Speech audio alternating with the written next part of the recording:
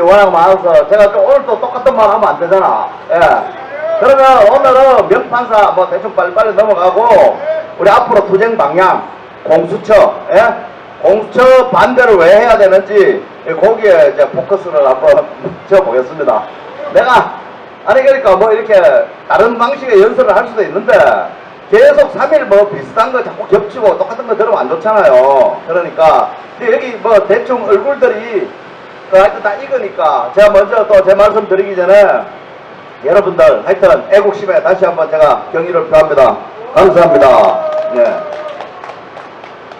우리 뭐 유튜브에도 있고 명재건이 부분은 어제 아래도 했으니까 그거는 이제 생략하고 바로 공수처로 넘어갑시다. 공수처 앞으로 우리 김일주 회장님도 그런 생각을 하고 저도 마찬가지 생각을 하고 있는데 조국이 사퇴를 한 거는 우리 나라지킴이 고구연합 포함해서 국민들의 승리가 맞습니다. 근데 거기에서 이렇게 기뻐하고 안주하면 안 돼요. 그러니까 우리 도둑놈들이 저는 뭐 도둑질을 많이 한 게 아니라 우리 이제 뭐 얘가 안 떠올라서 그런데 비유를 하자면 핵심 목표 어디 가서 큰 부잣집 도둑집을 이제 도둑을 억질하려고 담을 타고 싶은데 그 집 쌔바드나 진돗개가 너무 이렇게 싸납단 말이에요. 그러면 전략을 짜야 될 거 아닙니까? 이렇게 뭐 사이나 독이든 고기 미끼를 던진다든지 해서 진돗개를 따돌려야 되는데 우리 국민들이 이제 박근혜 대통령 탄핵 과정에서 너무 각성을 해서 정치인들이 좀 국민이 속아줘야 되는데 저 개돼지처럼 속아줘야 되는데 너무 다 뛰어나니까 얘들이 고도의 전략을 쓴 거라고 저는 봅니다. 예? 조국 사태가. 그러니까 이 지금 실제 핵심 문제는 공수처가 되면 여러분 이미 상식 어느 정도 아시잖아요. 굉장히 위험한 게 공수처 통과고 패스트트랙 중에서도 분리해가지고 이번 10월 29일 이내에 어쨌든 국회 본회의를 통과시키겠다. 얘들이 그런 목표를 잡고 있거든요. 공수처가 어마어마한 공안 그러니까 통치 기구예요. 그거 뭐 길게 설명할 필요 없이 중국에서 합해왔다. 이게 정설이고요. 일단 그 정도로 넘어갑시다. 그런데 구체적으로 공수처가 왜 위험한 거냐? 예? 저는 거기에 대해서 여러분께 이제 한 말씀 올리겠습니다. 첫째, 공수처라는 이 특별한 수사기구, 즉 두 가지 안이 있죠. 고위공직자 범죄수사처라고도 하고 그럼 민주당 더불어민주당 백혜련이가 제시한 안이에요.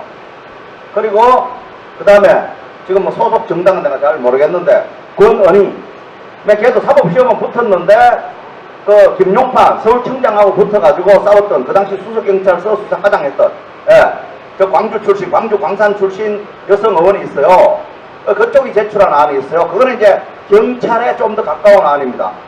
거기는 공수처를 설치하는데 고위공직자 부패수사처예요. 범죄 일반을 수사하는 게 아니고 정치 이제 권력을 이용해서 부패하는 거 그걸 하자 그러고 임명권자도 백혜련이는 대통령이 임명하는 거고 권은희는 국회 동의 좀 다릅니다. 그리고 고위공직자 수사를 하는 수사와 기소의 정권을 백혜련이는 그러니까 공수처장이 하는 거예요. 그런데 권은희는 그렇게 하지 말고 수사하고 기소할 거냐 공수처장이 하는 게 아니고 거기 심사위원회를 두자. 이 안을 기소할 거냐. 사실 세부사항에 들어가면 좀 달라요. 그 두 안이 절충. 물론 자유한국당은 무조건 반대고요. 공수처가 안 된다. 옥상옥이다. 그래서 반대하는 입장을 취하고 있습니다. 그게 뭐 어디로 갈 것이냐 전망 안 한 것은 의미가 없고요. 저는 굉장히 비관적이니까 우리 국민 힘으로 일단 막아야 된다. 그 막아야 되는 논거가 있을 거 아닙니까? 이제 그거를 위주로 제가 말씀을 드리겠습니다. 첫째, 윤석열을 포함한 검사의 발을 묻겠다는 심사예요. 이거는 어떤 아이디어든 왜 그걸 하냐? 자, 우리 이제 좀 연결을 해보면 서울중앙지법에 구속 영장을 담당한 사람이 3명 있어요. 영장 담당 판사들이. 그런데 지난 2019년 한 8월 19일인가 지난번 뭐 들어보셨는지 모르겠지만 신광렬이라는 그러니까 서울중앙지법 형사수석부장을 했죠. 고등부장직입니다. 그 사람하고 또 성창호 판사라고 또 들어보셨죠. 그리고 조이연 이런 세 사람이 있어요. 이 세 사람이 공무상 기밀 누설죄로 지금 재판받고 있어요. 현직 판사들인데도 재판에서 배제되고 이것들이 이제 좀 더 자세히 설명을 하면 이 사람들이 뭐 하던 사람들인가? 예? 여러분 이게 박근혜 탄핵에 서막을 알린 게 있었어요. 그 사건이. 그게 뭐냐면 법조 게이트입니다. 법조 게이트. 여러분 한참 지나갔고 뭐 박근혜 대통령 탄핵이 워낙 중요하다 보니까 여러분 기억하시지 못할 수도 있는데 정운호 게이트 이런 거 들어봤어요? 정운호 게이트. 정운호는 애가 네이처 리퍼블릭이라고 화장품 회사 대표예요. 졸부에 돈 벌어가 얼마가 저기 어딘가 마카오인가 하여튼 필리핀가 거기 가서 100억대 도박을 했어요. 회사 공급 횡령해서 도박에가 걸려서 재판할 때 브로카하고 만나가지고 최유정이라고 부장판사 출신 여성 변호인한테 50억을 주고 이제 선임을 했어요. 그 중에 뭐 성공했네 만에 하다가 50억 다 돌려달라. 아니다. 나는 뭐 20억은 착수금이니까 30억만 돌려주겠다. 가 둘이 한번 붙어가지고 게이트가 벌어진 겁니다.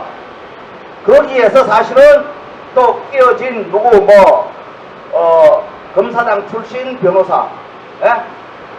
홍 변호사 있고, 그 다음에 현역 진경준이 게이트 막 올라가 검찰을 압박하고 언론이 뛰어들어서 박근혜 탄핵을 하고 검찰이 박근혜 중간수사 결과 발표하고 요약하면 그렇게 흘러갑니다. 거기에 최유정이도 우리법 연구회 출신이에요, 사실은. 그 조국이하고 똑같은 케이스죠. 이것들 자합하면서도 돈은 엄청 밝혀요.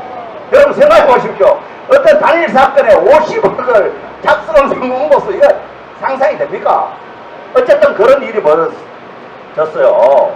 그러니까 그때 신광렬이가 중앙지법 형사수석부장이었어요.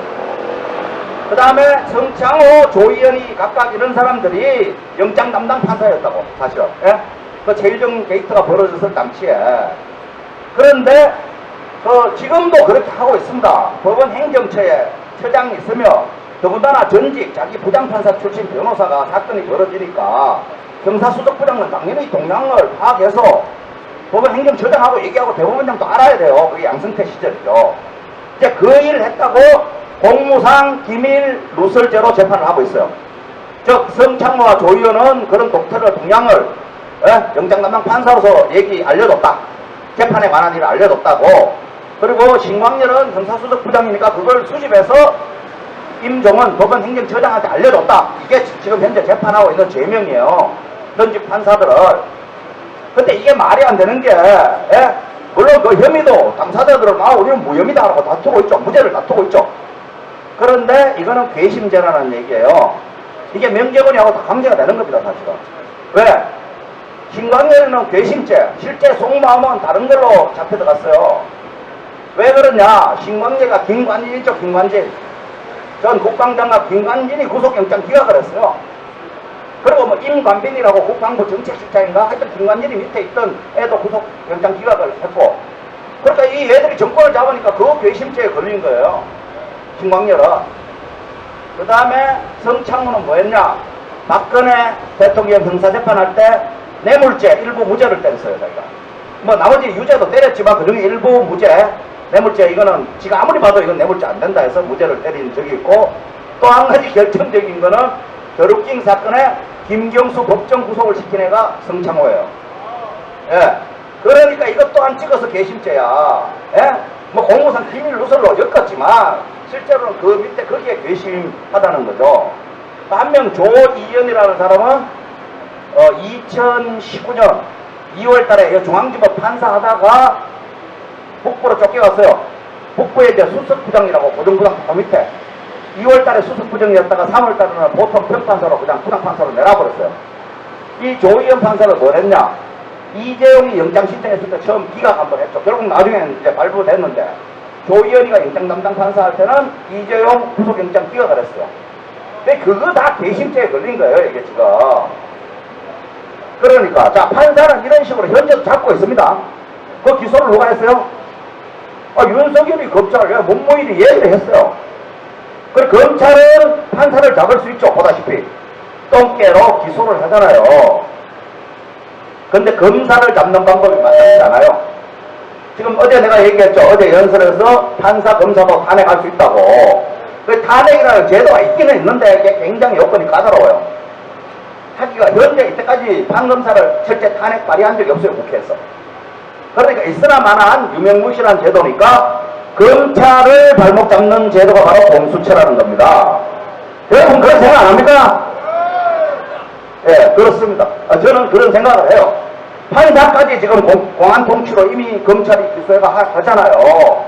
자기들 마음에 안 드는 융당 담당 판사들 융당 괘씸죄로 다른 죄 끌고가지고 재판 잘못했다 공무상 그 법원 행정 업무를 잘못했다 해서 집어넣어버리고 집어넣은 건 아니죠. 이제 불구속으로 지금 공무상 비밀누수로 재판하고 있고 그래 검사를 지금 이제 이 문재인이가 볼 때는 사법부도 장악 다 돼 있잖아요. 명제돌 사례에서 보지 않습니까?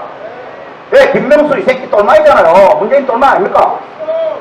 얘들 인사가 2단계씩 올라가잖아. 춘천지방법원 진짜 별 볼 없는 그 전체 판사수도 얼마 안 돼요. 춘천지방법원에는 1억원 지방법원이지만 완전 시골 동네 몇 명 안 됩니다.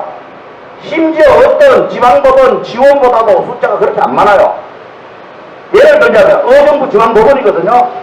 의정부 지방법원이랑 고양 지원, 의정부 지방법원 고양 지원이랑 판사 숫자가 거의 비슷해요. 직급은 본원이죠. 의정부가 본원이고 고양 지원은 지원이지만 그런 것처럼 춘천지방법원도 마른 지방법원인데 아주 작아요. 춘천지방법원보다 작은 지방법원은 제주지방법원밖에 없어요. 아십니까? 그런 별 볼 없는 지방법원장 출신을 바로 대법원장 시켜버렸잖아요. 대법관도 아니야. 대법원장은. 그래 얘들은 2단계 특진을 시켜주면 얼마가 되는 거죠. 여러분 그런 생각 안 합니까? 맞습니다. 예. 그러니까 사법부도 이미 끝장났다는 거예요. 그 남아있는 거는 뭐 짜고 치는지 아닌지 짜고 친다고 저는 생각 안 합니다. 그래 윤석열이 같이 검찰만 남았다는 거예요. 그래서 검사를 잡는 방법이 바로 고위공직자 범죄수사처 즉 백혜련이 안 더불어민주당 그거는 임명을 대통령 직할규구로 하는 거예요. 그렇지 않습니까 여러분? 그 정말 옥상옥인 게 공수처 없어도 됩니다. 왜?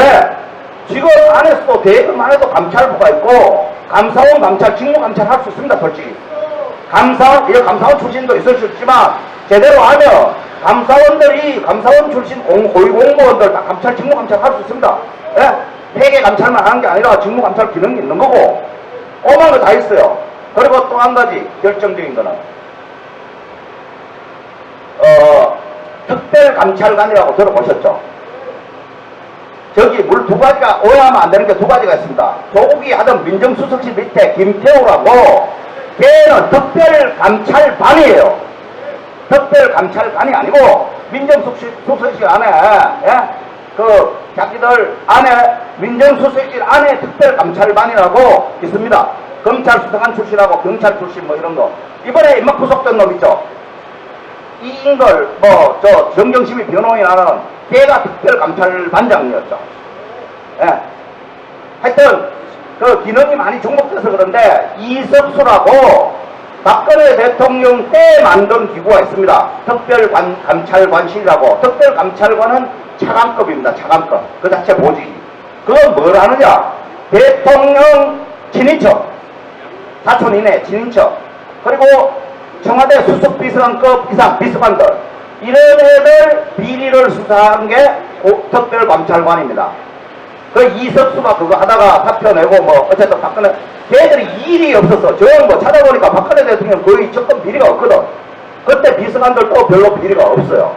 그리고 얘들이 기관은 있고 할 일은 없으니까 한 짓이 박근영 씨 있죠.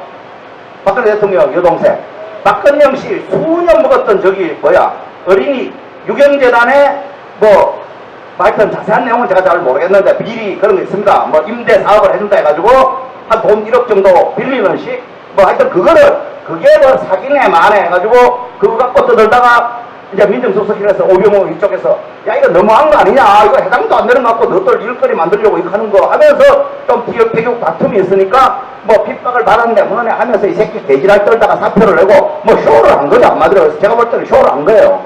예? 조홍천이 그런 거 비슷한 새끼들 다 그렇게 조를 하고 나중에 지금 뭐 어디냐. 신현수 다음에 국정원 기조실장 가 있어요. 이석수 그놈이. 예? 제가 무슨 얘기를 하고 싶냐. 그 이후로 3년간 그 특별감찰관실의 감찰관을 이용해가지고 비어있어요. 공석인데 거기 직위 임명해가지고 감찰 받으면 되지. 그 특별감찰관실 비워놓으니까 조국 이놈지도 특별감찰관실 그 견제 대상이거든요. 조국이도 민정수석할 때. 이 자식이 뭐 코링크 펀드 만들고 뭐 레드코아 블루코아 오만 짓거리를 다 했잖아요. 여러분 시중에 뭐 전화 안 하는 게 아니라 막 돌아가잖아요. 이거 제대로 터지면 뭐라고. 중국, 예? 그거 뭐 중국에서 짱수성에서 어디 6천억이 들어왔다는 둥 그거 다 파봐야 되잖아요. 예? 아무 앞에도 있고 뭐 하여튼 부정부패 비리는 그 속에 다 있어요. 코링크 피의에. 그러니까 이것만 봐도 말도 안 되는 거잖아요. 공수처라는 거는. 그야말로 옥상옥입니다.